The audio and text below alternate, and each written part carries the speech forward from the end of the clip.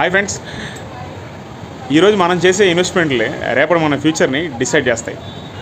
ఎట్లా అంటే మన ఇండియాలో అమ్ముడవుతున్న అన్ని ఫోన్లలో ఒక 70% ఫోన్లు అన్నీ ఈఎంఐలో కడుతున్నారు.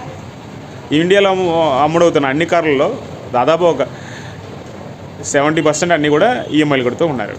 అట్లాగే ఇండియాలో అమ్ముడవుతున్న ప్రతి హోము, ఫ్లాట్, అపార్ట్మెంట్స్లో అన్ని ఫ్లాట్స్ అన్నీ కూడా దాదాపు 70% అన్నీ లోన్స్కే పెట్టుకుంటారు, ఈఎంఐలు కడుతూ ఉన్నారు.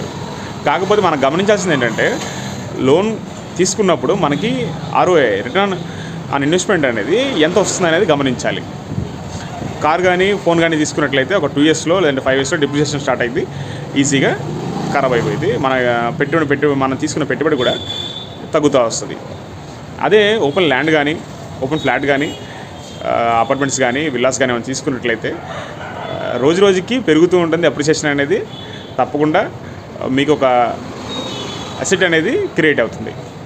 రేపొద్దున మీ పరిస్థితి బాగున్నప్పుడు కూడా అది మీకు ఒక అన్నగా, తమ్ముడుగా, అండగా ఉంటుంది. అట్లాంటి ప్రాపర్టీస్ మనం కొనుక్కోవాలి.